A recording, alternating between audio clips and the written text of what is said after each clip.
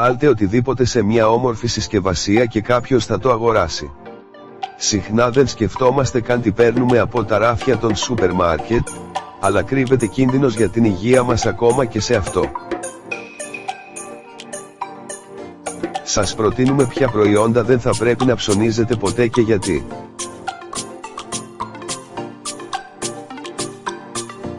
Ένα έτοιμη προς κατανάλωση σαλάτα. Οι βακτηριολόγοι προειδοποιούν ότι τα πιο επικίνδυνα τρόφιμα σε ένα σούπερ μάρκετ είναι οι κομμένες και συσκευασμένες σαλάτες. Παρά το γεγονός ότι η συσκευασία μπορεί να αναγράφει ότι είναι έτοιμη για κατανάλωση, μπορεί ακόμα να φτάσει στο σπίτι με βλαβερά βακτήρια που μπορούν να προκαλέσουν εντερικές ασθένειες. Μεταδίδονται από το έδαφος και δεν μπορούν να εξαλειφθούν, διότι η σαλάτα δεν είναι θερμικά επεξεργασμένη. Για να προστατευτείτε καλύτερα, πάντα πλένετε καλά όλες τις σαλάτες και λαχανικά που αγοράζετε. 2. Λουκάνικο. Ο Παγκόσμιος Οργανισμός Υγείας έχει παραδεχτεί ότι το λουκάνικο, το μπέικον και άλλα επεξεργασμένα προϊόντα με βάση το κρέας προκαλούν καρκίνο. Τα νητρόδι που περιέχονται σε αυτά τα τρόφιμα μετατρέπονται σε νητροζαμίνες, ισχυρές καρκινογόνες ουσίες, στο έντερο. Το καπνιστό κρέας μπορεί επίσης να περιέχει βενζοπυρενίο, μια άλλη καρκινογόνος ουσία.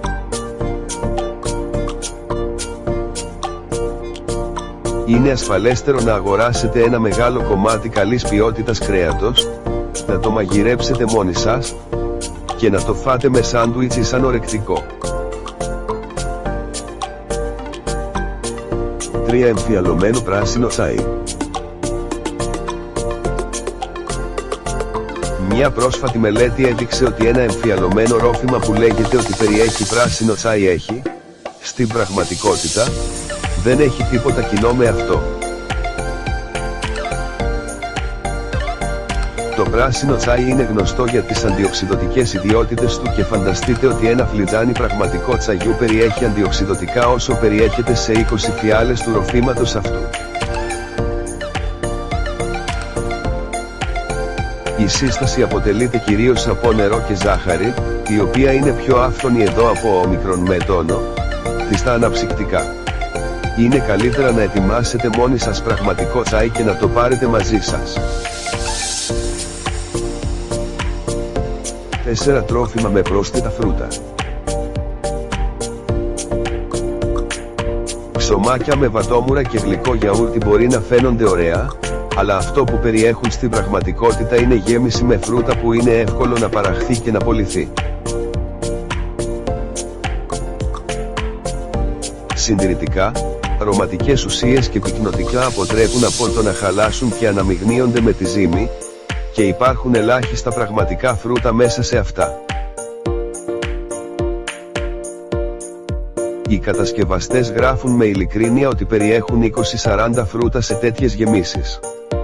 Είναι προτιμότερα απλά να ρίξετε μια χούφτα φρέσκα μούρα στο πρωινό γεύμα σας. 5. Μαγιονέζα.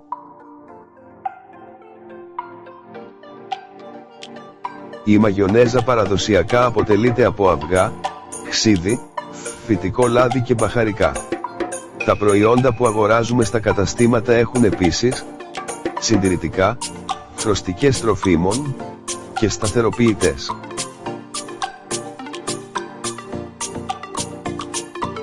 Light μαγιονέζα περιέχει λιγότερο λίπος, 35% αντί για 50%, και για να διατηρηθεί η γεύση και η πυκνότητα της, προστίθενται άμυλο και ζάχαρη. Οι προκύπτουσες θερμίδες είναι σχεδόν παρόμοιες με την κανονική μαγιονέζα. Αυτή η σάλτσα δεν είναι υγιεινή όπως και να έχει, αλλά, αν σας αρέσει, καλύτερα ετοιμάστε τη μόνη σας στο σπίτι. 6. Μπαχαρικά.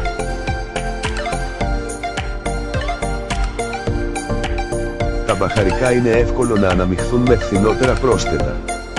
Για παράδειγμα, η ικασία πωλείται συχνά αντί της κανέλας και το κεντάβριο αντί του τρόπου.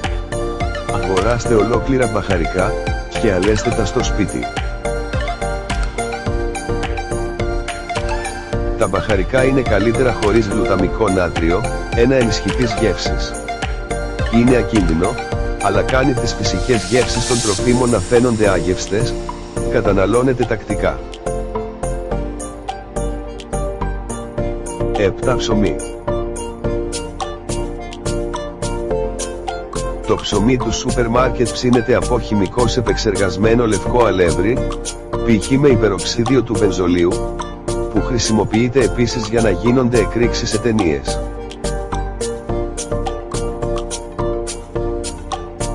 Τέτοιο αλεύρι μπορεί να διατηρηθεί περισσότερο και είναι ασφαλές από έντομα, αλλά δεν έχει καμία πραγματική χρησιμότητα. Η ζύμη του ψωμιού περιέχει επίσης ενισχυτικά ζύμης, βελτιωτικά γεύσης, επιφανεοδραστικές ουσίες κλπ. Όλα αυτά τα πρόσθετα βελτιώνουν την ποιότητα της ζύμης και παρατείνουν το ανάλωση κατά προτίμηση πριν την ημερομηνία, αλλά ο οργανισμός τα έχει πραγματικά ανάγκη. Αγοράστε το ψωμί σας σε μικρά αρτοπία, που μπορείτε να ζητήσετε όλα τα σχετικά στοιχεία με τη διαδικασία παράσκευης.